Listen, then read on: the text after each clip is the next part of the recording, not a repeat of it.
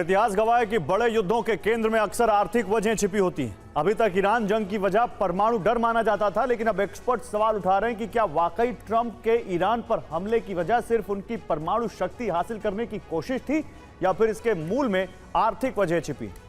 दरअसल कई रिपोर्ट्स इस तरफ इशारा करते हैं कि ईरान युद्ध की व्यूह रचना ट्रंप का सोचा समझा षड्यंत्र था।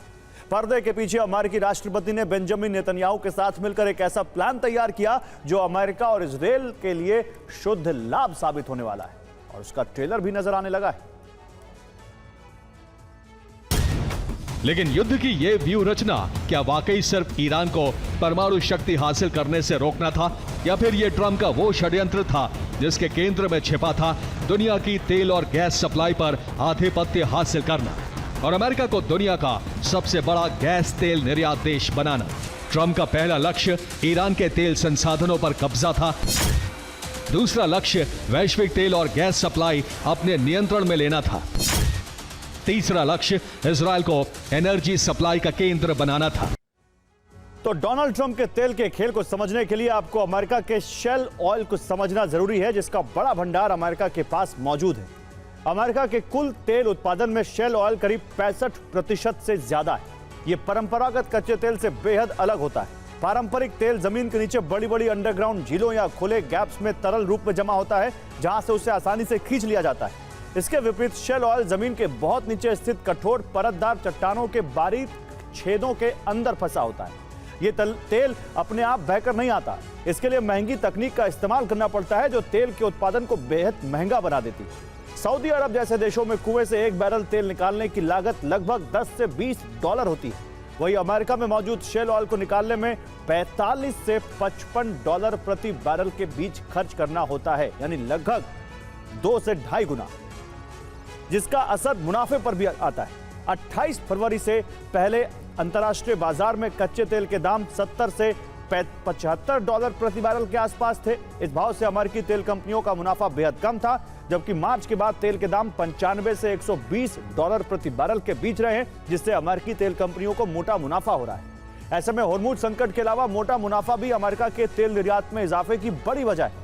अब अमेरिका दुनिया का सबसे बड़ा तेल निर्यातक बन चुका है। साल 2025 में अमेरिका ने औसतन 66 लाख बैरल तेल प्रतिदिन पेट्रोलियम निर्यात किया, जबकि रूस ने 70 लाख और सऊदी अरब ने 81 लाख बैरल। वहीं मई 2026 में यह आंकड़ा बिल्कुल बदल चुका है। मई में अमेरिका ने 105 लाख बैरल प्रतिदिन पेट्रोलियम पदार्थों का निर्यात किया, वहीं रूस ने 58 लाख, जबकि हॉर्मुज बंद होने की वजह से सऊदी अरब सिर्फ 59 लाख बैरल पेट्रोलियम प्रतिदिन निर्यात कर सका। इस लिस्ट में यूरोप के बड़े देश स्पेन, ब्रिटेन, जर्मनी, इटली और फ्रांस शामिल हैं, जिन्होंने युद्ध के बाद अमेरिका से गैस आयात बढ़ा दिया है। इसके अलावा एशिया में दक्षिण कोरिया, जापान और भारत के गैस आयात में अमेरिका से आने वाली गैस का हिस्सा कई गुना बढ़ चुका है। अमेरिका भारत का सबसे बड़ा गैस सप्लायर बन चुका है। मई में भारत को 6.3 लाख टन एलपीजी की आपूर्ति की। ये खाड़ी देशों की तुलना में 60% ज्यादा है। मई में अमेरिका ने भारत को 9 लाख टन एलएनजी का निर्यात किया। ये भारत की कुल एलएनजी जरूरत का 40% से ज्यादा है। तो अरब की अर्थव्यवस्था के लिए सबसे अहम है तेल और गैस, और अर्थव्यवस्था के दिल को चलाने वाली इस धमनी से इजरायल अपना कनेक्शन जोड़ना चाहता है। शायद इसीलिए ईरान पर हमलों की शुरुआत की गई। ये कैसे होगा, ये समझने की कोशिश करते हैं। इस वक्त खाड़ी देशों का तेल निर्यात बंद है और वैकल्पिक रास्ते विकसित किए जा रहे हैं। फिलहाल कई छोटी बड़ी तेल पाइपलाइन सक्रिय हैं और भविष्य का संभावित मॉडल कुछ इस नक्शे की तरह हो सकता है। यूएई की एडकॉप पाइपलाइन को सऊदी अरब की ईस्ट वेस्ट पाइपलाइन से जोड़ा जा सकता है। इसके अलावा कतर को भी सऊदी अरब की पाइपलाइन से जोड़ा जा सकता है। इससे होगा यह कि इन तेल गैस निर्यातक देशों का सीधा कनेक्शन सऊदी अरब के यानबू पोर्ट से जुड़ जाएगा, जो लाल सागर का प्रवेश द्वार है। अब यहां से तेल और गैस टैंकरों के जरिए रवाना होंगे। ये सुएज नहर से नहीं, बल्कि अकाबा की खाड़ी होते हुए इजरायल के इलात पोर्ट पर पहुंचेंगे। यहां से इजरायल की इलात एश्केलोन पाइपलाइन का इस्तेमाल होगा, जो पहले से 12 लाख मिलियन बैरल तेल रोजाना भूमध्य सागर तक पहुंचा रही है। इस पाइपलाइन से खाड़ी देशों का तेल भूमध्य सागर पहुंच जाएगा। ये सुएज नहर से तेज, सस्ता और सुरक्षित रास्ता होगा। शायद इसीलिए होर्मुज बंद कराया गया ताकि तेल आपूर्ति पर इजराइल का नियंत्रण हो सके। और नेतन्याहू अब सिर्फ ईरान से नहीं लड़ रहे, बल्कि ईरान के पूरे प्रॉक्सी नेटवर्क को तोड़ने की रणनीति पर काम कर रहे हैं। हमास और हिजबुल्लाह के बाद इजराइल का अगला टारगेट यमन के हूती विद्रोही हो सकते हैं। सवाल सिर्फ सैन्य कार्रवाई का नहीं है, सवाल है कि क्या इजराइल पश्चिम एशिया का पूरा सुरक्षा और शक्ति संतुलन बदलने की कोशिश कर रहा है। लेबनान में नए बफर जोन, हिजबुल्लाह की कमजोर होती ताकत और हूती के खिलाफ संभावित अभियान का पूरा प्रॉक्सी हंटिंग प्लान, आइए आपको इस रिपोर्ट में दिखाता हूं। नेतन्याहू का साफ संदेश है कि जब तक ईरान का ये सबसे बड़ा नेटवर्क पूरी तरह पंगु नहीं हो जाता, तब तक इजरायली सेना की बंदूकें शांत नहीं होंगी। इजरायल के प्रधानमंत्री बेंजामिन नेतन्याहू ने साफ कर दिया है कि ये लड़ाई सिर्फ सीमाओं की सुरक्षा की नहीं, बल्कि पश्चिम एशिया में ईरान के रसूख को हमेशा के लिए दफन करने की है।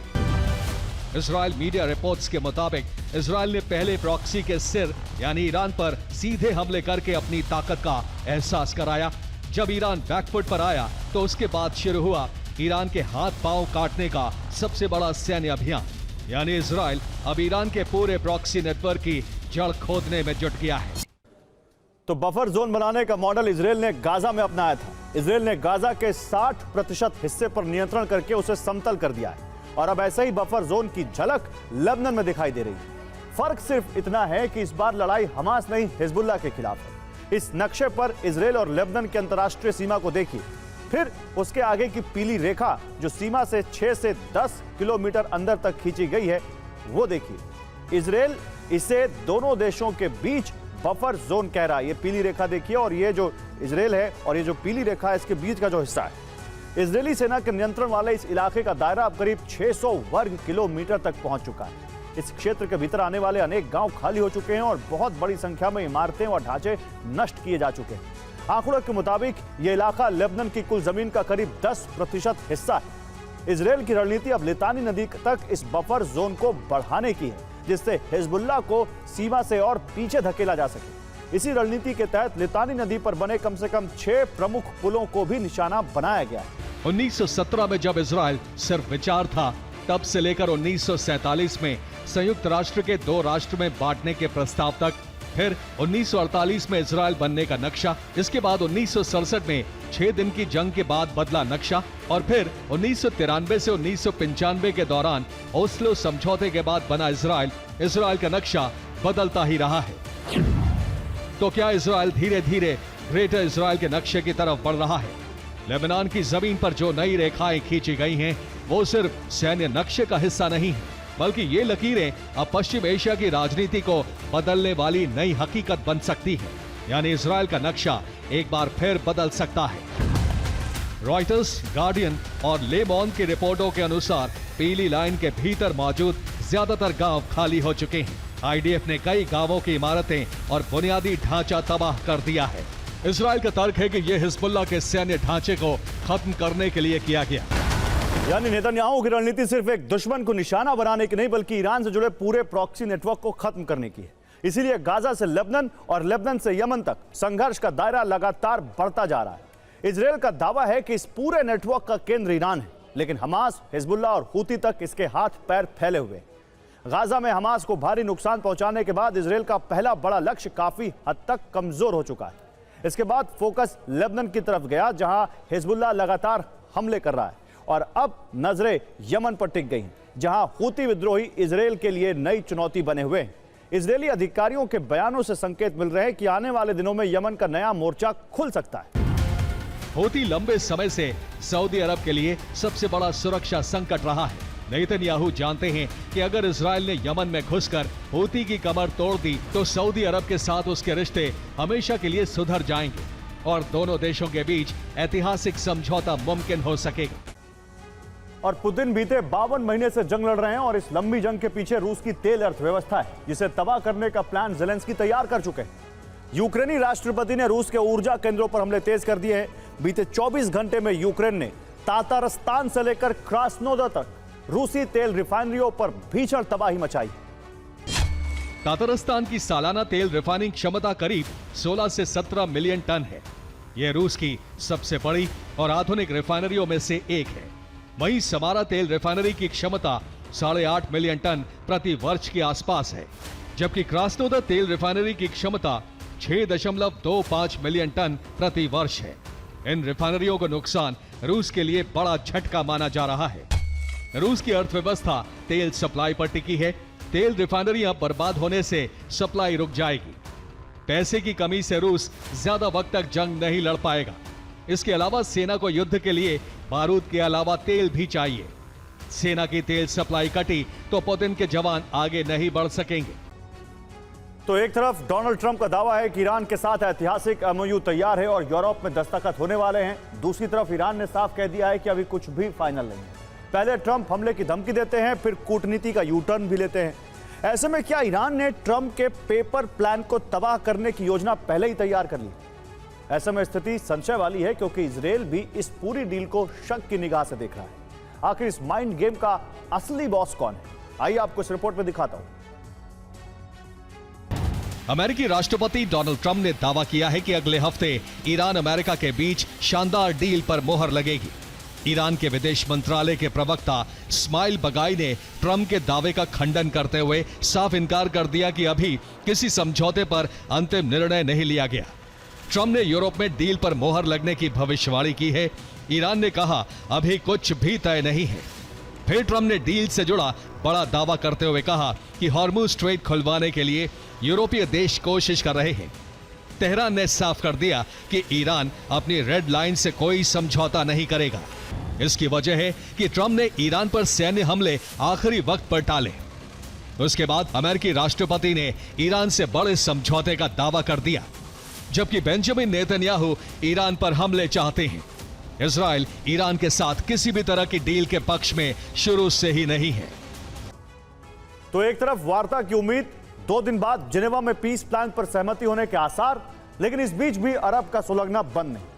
अमेरिका ने ईरान के वाटर प्लांट पर हमला किया तो ईरान ने उसी तरह का विध्वंसक हमला किया, लेकिन उसका पैटर्न बदल दिया। ईरान का नया पैटर्न क्या है जिससे अमेरिका में कोहराम मच गया है, अब आपको इस रिपोर्ट पर दिखाता हूं। अमेरिका के हमले से 10 गांवों के लिए संकट पैदा हो गया। 20,000 से ज्यादा लोग पानी को तरसने लगे। अमेरिका ने जल संकट को अपना हथियार बना लिया है। अब दूसरे डिसैलिनेशन प्लांट पर भी हमले की तैयारी है। ईरान की तरफ से कहा गया है 45 डिग्री तापमान में अमेरिका ने वाटर प्लांट पर कायरतापूर्ण हमला किया है। हजारों लोग प्यासे हैं। अमेरिका ने अंतर्राष्ट्रीय नियमों का खुला उल्लंघन किया है। हम दुनिया के देशों को अमेरिका की दादागिरी दिखाना चाहते हैं। अब ईरान के साइबर स्पाई एक्टिव हो गए हैं। बदला लेने के लिए अमेरिका के सिक्योरिटी सिस्टम में सेंधमारी की जा रही है।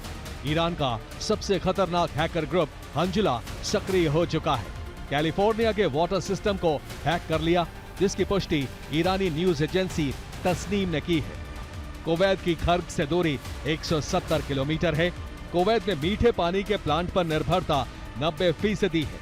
सऊदी अरब खर्ग से 250 किलोमीटर दूर है, जिसकी डिसैलिनेशन प्लांट पर निर्भरता 90% है। बहरीन के मीठे पानी के प्लांट की दूरी खर्ग से 315 किलोमीटर है, जिसकी निर्भरता 90% है। कतर तक भी तेल पहुंच सकता है, जो 419 किलोमीटर दूर है। कतर में प्लांट पर निर्भरता 99% है। यूएई की दूरी 620 किलोमीटर है, जिसके लोग मीठे पानी के प्लांट पर 42% निर्भर हैं।